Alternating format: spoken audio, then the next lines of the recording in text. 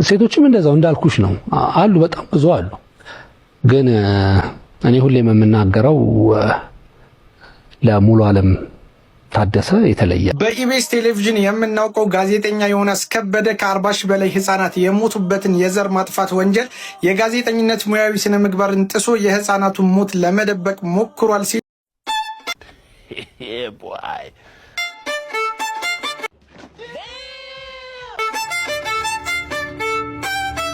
ሰላም ሰላም እንዴት ናችሁልኝ ውዴ ቻናሌ ተከታታዮች፣ እኔ ያለው ዛሬም እንደተለመደው እናንተ ተመልካቾችን ዘናፍት ያደርጋሉ እንዲሁም ቁም ነገር ይገኝባቸዋል ብዬ አሰብኳቸውን ወቅታዊና ሰሞነኛ ቪዲዮዎች ይዤላችሁ መጥቻለሁ። እስከ ቪዲዮ መጨረሻ ድረስ አብራችሁን ቆዩ። ከዛ በፊት ግን ቻናላችንን ሰብስክራይብ ያላደረጋችሁ ሰብስክራይብ እያደረጋችሁ ቤተሰቡን እንዲሁም ይሄን ቪዲዮ በላይክ ጀምሩት። ያላችሁን ሐሳብ አስተያየት ኮሜንት ላይ ጻፉልኝ። ወደ መጀመሪያው ቪዲዮ እንለፍ። አራኒ ምንም እንዳላቀም የምርሽ ነው? የመጀመሪያ ከንፈር ወዳጄ ነህ።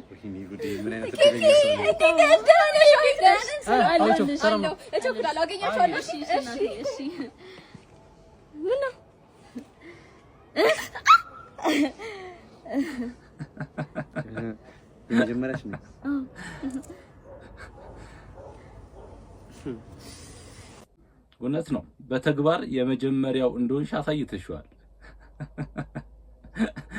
ቅድም የነካችሽን አሁን ነው መጨዩ። ትክክለኛ ጓደኛ ማለት ካለሊቱ 6 ሰዓት ላይ ደውለ ሳው ገድያለሁ ስትል እና የት እንቅበረው የሚል ጓደኛ ነው ትክክለኛ። ሌላ ሁሉ አስመሳይ ነው። ተው ገንዘቤን አይቶም ሊሆን ይችላል የቀረኝ። በቃ ኢትዮጵያ ውስጥ ሞቲቬሽናል ተናጋሪዎች የሚባሉት ስራ ሊፈቱ ነው። ያው እና ማን ያዘዋለን የሚያስንቅ ሞቲቬሽናል ስፒከር እንግዲህ መጥቶልናል። በነገራችን ላይ ውዴ አንቺ ቆንጆና ውብ ሴት ነሽ አላት ማለት ነው። ከዛ ባክሽ እስክታገባኝ ድረስ ነው እንደዚህ የምትለው ትላለች። አዋቂም ነሽ ባክሽ፣ ጭራሽ አዋቂም ነሽ አላት። ቦይ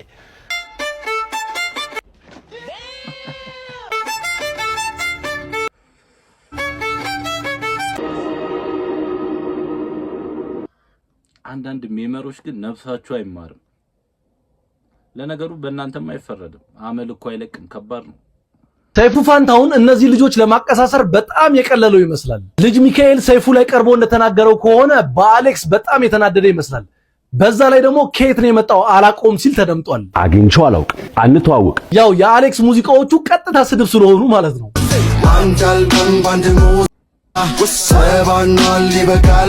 ለማንኛውም ግን ልጅ ሚካኤል አሌክስን እንደሚያውቀው ላስታውሰው እስቲ። የለዛ አዋርድ ላይ ሳሚዳን 2 ሽልማቶችን በልቶ ነበር።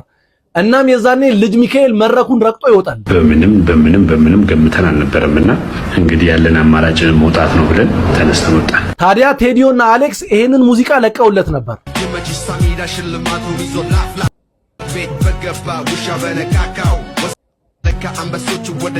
የጸቡ መነሻ እንዴት እንደሆነ የዛሬ 2 ዓመት ቪዲዮ ሰርቼላችሁ ነበር። ቪዲዮውን ከታች ሜንሽን አደርግላችኋለሁ እና እዛ ላይ ገና ጸቡ ሲነሳ ዘዌስት የሚባል ሰው ነበር ብያችኋለሁ። ዘዌስት ማለት ይሄ ነው። ለምን እንደተጣሉ ሌላ የማናውቀው ሚስጥር ካለ ከሱ ብንሰማው። እናም ልጅ ሚካኤል እንዳለው አሌክስ ሳይጠራ ራሱ ዘው ብሎ ገብቷል ብሏል። በቦሌም በምትሉ አልግባ ብሎ እንደሆነ ገባልና እሺ በቃ ይሁን አለ ማለት ነው። ታዲያ የተጠራው ቴዲዮ ምን አይነት ሙዚቃ እንደሚለቅ መገመት ነው እንግዲህ። ይሄ ሜጀ የሌለው ቲክቶከር ስለ መላጣዬ ሌላ ጊዜ እናወራለን። እንግዲህ ራፕ ሙዚቀኞች ላይ ያለውን ሽኩቻ ሰሞኑን የሚታወቅ ነው እና ልጅ ሚካኤል እንግዲህ በአሁኑ የሰይፉ ሾው ፕሮግራም ላይ ቀርቦ አሌክስን አላቀውም ማለት እንግዲህ ከባድ ነው። ያው ያውቀዋል፣ ንቀቱን ለማሳየት ነው፣ ለሱ ያለውን ንቀት ጥላቻ ለማሳየት ነው እንግዲህ ልጅ ሚካኤል እንደዚህ ያለው። ወላ ኮሜንት አቤና ከቤ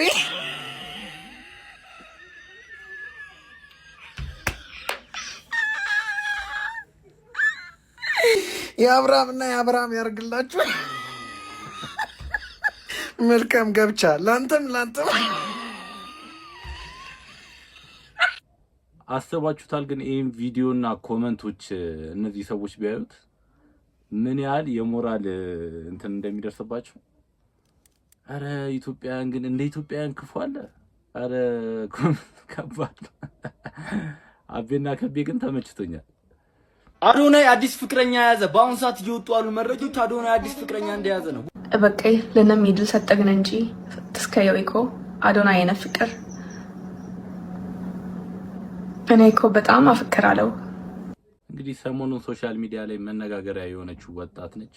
በአዶናይ ፍቅር እንግዲህ እንደዚህ ያለቀሰች ቪዲዮ ሰርታ እንግዲህ ለቃ ሶሻል ሚዲያ ላይ መነጋገሪያ ሆናለች። ይሄ ነገር እንግዲህ የምር አይመስለኝም። ያው አንዳንዴ ሶሻል ሚዲያ ላይ ሰብሮ ለመግባት እንግዲህ ብዙ ጥረቶች ይደረጋሉ። ከዛ ማዕከል እንግዲህ መነጋገሪያ የሆኑ ሰዎችን በመስደብ እንደዚህ በፍቅር በመግለጽ እንግዲህ ታዋቂ ለመሆን ይሞከራል። እንደዛ ነው የሚመስለኝ። ከዚህ ቪዲዮ ጋር በተያያዘ እንግዲህ ሌላ ቪዲዮ አለ። እሱን ቪዲዮ አይተን እንመለስ። አዶናይ በስመ አብ እኔ ውስጤ ተንዘፈዘፈ። በጣም የሚገርም ልጅ ነው። እውነት በጣም የሚገርም ልጅ ነው። በጣም የዋህ ልጅ ነው። በጣም ያሳዝናል። በቃ አዶናይ ትችላለህ ጌታን እና በጣም የሚገርም ጊዜ ነበር የነበረ። የንዘፍዚፊሽን አሳዝነኝ ሚናም ማለት ከጀመርሽ ማፍቅረሽዋል ማለት ነው። አረ ምንድነው እየተካሄደ ያለው? እንግዲህ ፈረንጇ ቅኔ መዝረፍ ጀምራለች። የፍቅር ሲዝም ጾሙ ሰዎች ነቢ ደምሳሽ እንዳላችሁ ከፓስታ በእንጀራ ውጪ ሁሉንም ምግብ መብላት ትችላላችሁ። ጾሙ የሚሆነው ደግሞ ማክሰኞ ከ3 ሰዓት እስከ 4 ሰዓት ባለው ነው ብሏችኋል። ከፓስታ በእንጀራ ብቻ የምትጾሙት። እሺ አመሰግናለሁ። እንግዲህ ፓስታ በእንጀራ ነው በፍቅር ሲዝም ሃይማኖት ጾም ያለው። ከዛ ውጪ ሁሉም ነገር ይበላል፣ ስጋም ይበላል፣ ምንም ነገር ይበላል። የኢትዮጵያ ሕዝብ ይሄን ያህል እኮ ማላገጫ አይደለም። ሰላም ነው። 3 አመት ይዋጅባል ብለሽ እኮ 4 አመት ሞላኝ። ሳምባስ ልትሰጪኝ ነው ማደሪያላም? አቤት አጥዋ ሱራጃ እንግዲህ ቲክቶክ ላይ እጅግ ከሚያዝናኑ ሰዎች እንግዲህ አንዱ ነው። ሰሞኑን ጠፋ ብሏል ቲክቶክ ላይ። እስቲ አትጥፋብን። በህይወቴ ዘመን ላይ እንደዚህ አፍሬ አላውቅም። ተመልከቱ፣ ሳውዝ አፍሪካ ልጆች የምታመጡትን ህፃናት ተመልከቱ። ከዛ የኔ እናት አይዞሽ ይሄ ግብዳ አባቷን የሚያክል ይችን ጩጬ ወሰዳት። ከዛ በኋላ በግድ አቅፋት ሳማት። አቤት አቤት አቤት። እሺ ዞር በል እያለችው እኮ ነው፣ እየጋፋችው ነው።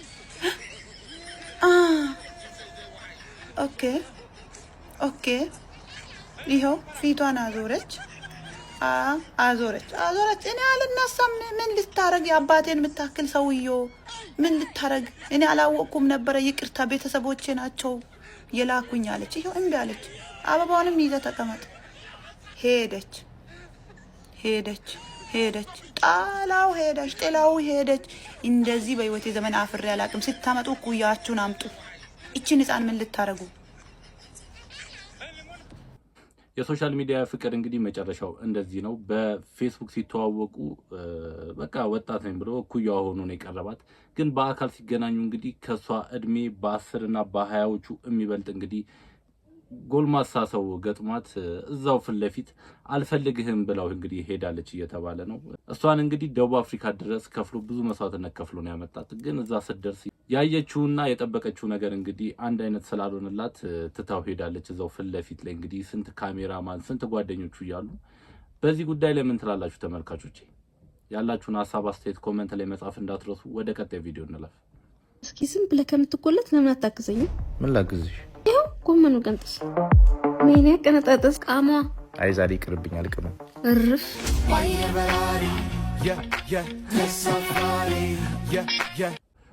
አመል እኮ አይለቅም። ከባድ ነው። ጎመንን እንግዲህ እንደ ጫት ቀንጥሶታል። እኔ በነገራችን ላይ የትኛውን ቦክስ ዓለም ላይ ቦክስ የሚያደርግ ሰውዬ መቅጠም ይችላል። ዓለም ላይ ቦክስ የሚያደርግ ሰውዬ መቅጠም ይችላል። I'm here. Send me a message like location. I'm gonna come. 1 ኪሎ ሜትር በዚህ በሁለት ጣት ሄጃለሁ ከጓደኛዬ ጋር 1 ኪሎ ሜትር ሳቦም ለስረድ በእጄ እየደማ እኮ ነው። እስኪ ማርያም ተስሙ አንተ ተራሶ መስለኝ ነበር። አሁን የሚፎክሩብህን ስታይ ምን ትላለህ? ምን በቃ ሊፈምሱ ምናምን እንደሆነ ታውቃለህ። ተራሶ ያው እንግዲህ ውሻ ጮ ተብሎ አንበሳ ሳይተኛ አይደርም አይደል? እንደ ሴዶ ማርሻል አርት ግን ኦቨር ኮንፊደንስ ያለው ሰው አለ።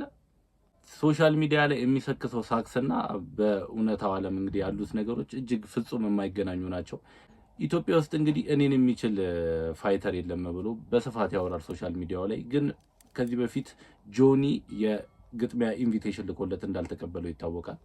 አሁንም እንግዲህ እዚህ ፖድካስት ላይ ቀርቦ እንግዲህ ሳክሱን ብዙ ነገሮችን ሰክሶብን ሄዷል። እስቲ እውነትም በቃ የምትችልና አንተ ኢትዮጵያ ውስጥ ካሉ ፋይተሮች በቃ ቶፕ ዋን የምትባል ከሆነ ግጥሚያ ውስጥ ሪንግ ውስጥ ገብታ አሳየን። በየሚዲያው እየሄዱ መሰከስ ተገቢ ነው ብዬ አላስብም። ወደ ቀጣይ ቪዲዮ እንለፍ። ጉዞውን አስጀምሬዋለሁ። እርሶም ወደ ታላቁ የቦሌ ኢንተርናሽናል ኤርፖርት ጉዞትን እንደጀመሩ ከስልኬ መረዳት አላቃተኝም። ነገር ግን የኋላው ከሌለ የለም የፊቱ ነውና ለምን አድዋ ሙዚየም ገብተህ ታዝናናቸውም ይለኛል መንፈሴ። የእነ አባ ነቅሶን ገድል፣ የእነ እምዬ ምኒልክን ጀብዱ ባሳዩት እጅጉን ነፍሴ ታርፋለች። ከዛ በኋላ በቴሌ ብር ቢያስገቡልኝ ቀንሼ ሂሳቡን እሰራለታለሁ። ቴዲ አፍሮ እንግዲህ የራይድ ሹፌር ቢሆን እንደዚህ ነው የሚያወራው ብሎ እንግዲህ ቲክቶከር ትንሿ ማህደር እንደዚህ በሚያዝናና መልኩ አቅርቦልናል። አንተ ከኬንያ ነው እንዴ የምትመጣው? ምንድነው የውላሳት? ይኸው መጣው አንዴ ባክህ። ምንድነው የተወለደው ልጅ ሳንጠይቀው ማለት ነው አድጎ ተምሮ ተመርቆ ስራ ሊስ ሲል ነው የመጣው። ይገርማል። ምንድነው የተወለደው ልጅ ነው እንዴ የምንጠይቀው? አረ ራሷን ነው የምንጠይቀው። አንተ ዶማራ የግር ጣቢውን ክሶይ ምንድነው የምትለው? እየቀለድክ ነው? አትውለድና የዞርክ አራስ ጠይቅ። አንተ ምን አለበት? ለመውለድ እኮ ማፍቀር፣ መግባባት፣ ማግባት ምን ያስፈልጋል እኮ ስንት ነገር አለ አይደል እንዴ? ታዲያ አታገባም እንዴ? ፍቅረኛ አለች አንዴ? ፍቅረኛ አልነገርኩሽም። ለካ ተለያየን። አንተ ለካ ፍቅር እውር ነው። አጋዘን የመሰለች ልጅ ምን ሆኜ ነው ከሷ ጋር ይሁንኩ? አያቴ ግንበኛ ነበር ታውቃለህ። ስራ ሊሰራ ሲወጣ የሚለብሳት ሹል ጫማ ነበረች። አሸዋ ሊገርፍ ሲል እሱን ጫማ ነው የምትመስለው። እሱ እንዳስታወሰችኝ ይገርማል። አይዞህ በእናትህ እረዳሃለሁ። ራስ አይዞህ። እኔ ምንም አልሆንኩ። እኔ ፈታ እያልኩ ነው። ይድረስ ለድሮ አከራዮቼ እስካሁን ድረስ እንዴት ቪዲዮ እንዳልሰራውኝ ማለት ነው። በእናንተ ዙሪያ እርጉዝ ነሽ አይቻልም፣ ስንት ልጅ አለሽ እያላችሁ ላሰቃያችሁ ልጆቼ ልክ እንደሚያሳድግ ሰው ለቆጠራችሁብኝ፣ እንግዳ ሲመጣ ሽንት ቤት ላይ ዘጋችሁብኝ፣ ውሃ የዘጋችሁብኝ፣ ለእኔ የሚጠጣውና ልብስ ማጥበት ውሃ እየከለከላችሁ ቆርቆሮ ግቢ ላጠባችሁ። አረ ስንቱን ተናግሬ ስንቱን ላውራ። ይድረስ ለእናንተ ሳልነግራችሁ እንዴት ተዛሬ ድረስ ቪዲዮ እንዴት አልሰራውኝም ሳልነግራችሁ። ልጆቼ ድምፄን ቀንሼ አፍኜ ስንት ነገርን ችዬ ለኖርኩት ይድረስ ለድሮ አከራዮች ሳልነግራችሁ። እንደናንተ እኮ አይደለም መድኃኒዓለም ክሶኛል። ለአንድ ክፍልና ለሁለት ክፍል እንደዛ ፍዳይን ልጆችን ስቆጥሩ ያለብኝን ነገር እንዳለ ስታፍኑን ድምጽ ጮኸ። የልጆች ድምጽ የምን ድምጽ ስትሉ ላፈናችሁ በሙሉ በእናንተ ግፍ የተነሳ እግዚአብሔር እኮ ክሶኛል። G+3 ቤት ሰጥቶኛል። ኑ አሁን የፈለጋችሁበት ክፍል ኑሩ እና ያራዳ ልጅ ምናምን ነገር የሚለው ዘፈን ከዚህ በፊት ቪዲዮ ሰርቼበታለሁ እና እሱ ዘፈን ለእኔና ለባሌ ብቻ ነው የሚገባው። እግዚአብሔርን ሌላ ሰው እንዳሰሩበት። በቃ ይሄ የኛ ታሪክ ነው። ከባዶ ተነስተን ነው እዚህ ጋር የደረስነውና እውነት እናከብራችኋለን። እንዘፈን ግጥም ዜማ እንዳለ የሰራችሁት በሙሉ በቃ ከባዶ ተነስተን ነው እዚህ ጋር የደረስነው። የሚያቀን ያቀናል እና ከመድኃኒዓለም ጋር እና ላከራዮቼ ይሄ ዘፈን ለእናንተ ነው። በእውነት ይገባል። እንግዲህ እጅግ የሚያሳዝንና አስተማሪ ታሪክ ነው።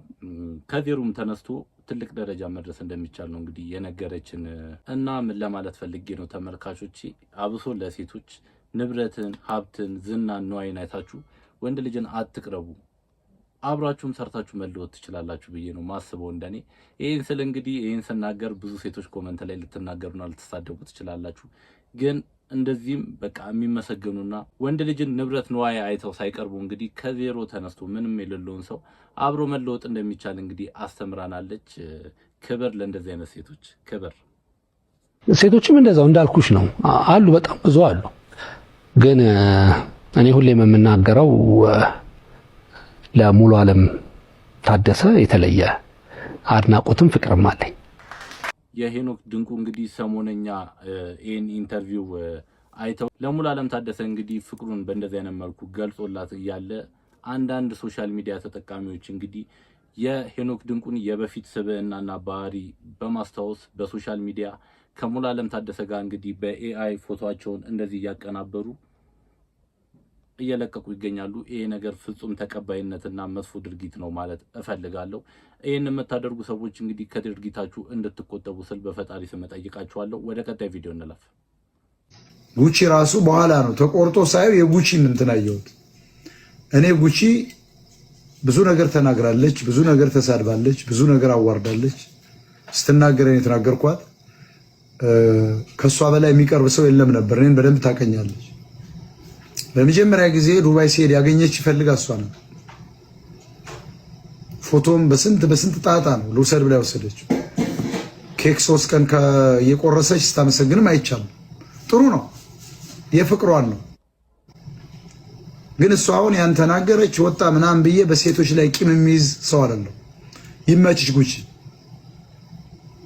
ቴንኪው ለማለት ነው። ቴንኪው የማይል ሰው እንትን ነው በውስጡ ምቀኝነት ያበዛ። እኔ አላየኋትም። እሷ ነው ሚኪን አልኳችሁ እኮ እኔ አላውቅም። ማን ይላክ ማን ላክ አላውቅም። ሚኪ ሲገባ ማን እንዳስገባው አላውቅም። ሞዴሬተር ብዙ ስለሆነ ሞጣና ጉቺ እንግዲህ ከዚህ በፊት የነበራቸው ጸብ ይታወቃል። ያን ተከትሎ እንግዲህ በቃ ለጸብ የሚፈላለጉ ሰዎች ነበሩ። ግን ባለፈው ሞጣ ቅራኔውን ለነበረበት ጌም እንግዲህ ገብታ ጉቺ ላይሆን አውርዳለት እንግዲህ እርቀ ሰላሙ ወርዷል። ሞጣ እንግዲህ ገንዘብና ገንዘብ ብቻ ነው አላማው። ከጠላቱ ጋር አይደለም ከሴጣን ጋር ወዳጅነት ይፈጥራል ገንዘብ ከተገኘበት። በኢቢኤስ ቴሌቪዥን የምናውቀው ጋዜጠኛ ዮናስ ከበደ ከ40 ሺህ በላይ ህፃናት የሞቱበትን የዘር ማጥፋት ወንጀል የጋዜጠኝነት ሙያዊ ስነ ምግባርን ጥሶ የህፃናቱን ሞት ለመደበቅ ሞክሯል ሲል አልጀዚራ ይፋ አድርጓል። ትናንት ምሽት አልጀዚራ ያወጣው መረጃ ጋዜጠኛውና ሌሎች ከኢትዮጵያ የተውጣጡ ጋዜጠኞች ድምፅ ለሌላቸው ድምፅ መሆን የሚለውን የጋዜጠኝነት መርህ በግልጽ በመጣስ ከ40 ሺህ ህፃናት የተገደሉበትን የእስራኤል ጭፍጨፋ ለመሸፋፈን ተመልምለው ወደ ወራሪዋ ሀገር ሂደው እንደነበር አስታውቋል። በጣም የሚያሳዝነው ደግሞ የኬንያና የሌሎች ሀገር ጋዜጠኞች ለሙያቸው ታምነው የተበጀተላቸውን ረብጣ ዶላር ገሸሽ በማድረግ እንዲህ አይነት የዘር ማጥፋት ለመሸፋፈን ሙያችንም ህሊናችንም አይፈቅድም ሲሉ፣ የኢትዮጵያ ጋዜጠኞች ግን ዮናስ ከበደን ጨምሮ 20 ሰዎች በአንድ ጥሪ ብቻ እሺ ማለታቸው ምን ያክል የሰብአዊነት ጥላት መሆናቸውን በግልጽ ማሳየታቸው እንደ ሀገር አፍረንበታል ሲሉ ብዙዎቹ አውግዘውታል። ከዚህ ጉዳይ ጋር በተያያዘ እንግዲህ የኢቢኤሱ ጋዜጠኛ ዮናስ ከበደ እንግዲህ ትልቅ ተቃውሞ እየገጠመው ይገኛል። ይህን ተከትሎ እንግዲህ ከባድ ድብደባ ደርሶበት ሆስፒታል ገብቷል የሚባለው ነገር በስፋት በማህበራዊ ሚዲያ እየተነሳ ይገኛል። ይሄ ነገር ግን ፍጹም ሐሰት ነው። ሆስፒታልም አልገባም፣ ድብደባም አልደረሰበትም። በጥሩ ጤንነትና በሰላም እንደሚገኝ እንግዲህ በማህበራዊ ሚዲያው ላይ ለቋል። ወደ ቀጣይ ቪዲዮ እንለፍ። ስማ ዮናስ፣ ኢቢኤስ ፕሬዚዳንት ኒክሰንን ታውቋል? 1964 ዓ.ም ያ ሁሉ ህዝብ ወዶና ፈቅዶ እንዳልመረጠው ምን አደረገ መሰለ? ወተርጌት የሚባል ህንፃ ላይ ማለት ነው 5 የሱን ሰላዮች ምናምን ልኮ ቤቱን በፋሪኛ በቃ አስገንጥሎት ማለት ነው። የዲሞክራቶችን የተለያዩ ሰነድ፣ የድምፅ መቅጃ፣ የተለያየ ነገር ቤታቸው ውስጥ እንዲቀመጥ እንደገና ዶክሜንታቸውን ኮፒ እንዲደረግ ምናምን አድርጎ አስበው። እንግዲህ መጀመሪያ ስልጣን ላይ ሲወጣ ማን ነበር መሰለህ? በጣም ብዙ ሰው አክሴፕት ያደረገው ብዙ ሰው የተቀበለው ሰው ነበረ። ያን ማድረግ ምን እንዳስፈለገው እንጃ። ያው የወተርጌትን ቅሌት የማታውቁት ሰዎች የላችሁ። ያንን የሚያክል ቅሌት የአሜሪካንን ፕሬዚደንት የሚያህል ሰውዬ ከስልጣን ያወረዱት እንደዛ እያለቀሰ ከፓርላማ የወጣው የካሴቶችን ቅጂ አንጣ ሲባል አላመጣም ሲል የነበረው ሰውዬ በህዝብ ጫና እንዲያመጣ የተደረገው ከስልጣኑም እንዲባረር የተደረገው በጋዜጠኞች የስለላ በጋዜጠኞች የምርመራ ጥበብ ነው። ትልቅ ጥበብ ነው ጋዜጠኝነት። ለህዝብ ያደላል። ፈልጌ ነው ለህዝብ ያደላል። ሆድን ምናምን ነገር አይልም ጋዜጠኛ። በየጦርነቱ በየምኑ ይሞታል ጋዜጠኛ። ገባ ይሄን ልል የፈለኩት የኒክሰንን ታሪክ እርግጠኛ ነኝ አታውቀውም። አንተ ምን ያደርግልሃል? ዝም ብለህ የሆነች መነሳነስህን አደረግክ፣ ከኮሌጅ ወጣ፣ በቃ የሆነ ኢቢኤስ ገባ፣ ህሊናህን ትሸጣለህ አላችሁ ሌሎቻችሁም። ማለት የአንተ አይነት መሰል ሰዎች አሉ። ምን አለ መሰለህ፣ ዓለም እንደ ዓለም ከሰብአዊነት አንግል ነው፣ ከሃይማኖት አንግል አይደለም። ከሰብአዊነት አንግል ዓለም እንደ ዓለም አንድ የተቃወመውን የ40 ሺህ ህፃናት ሞትን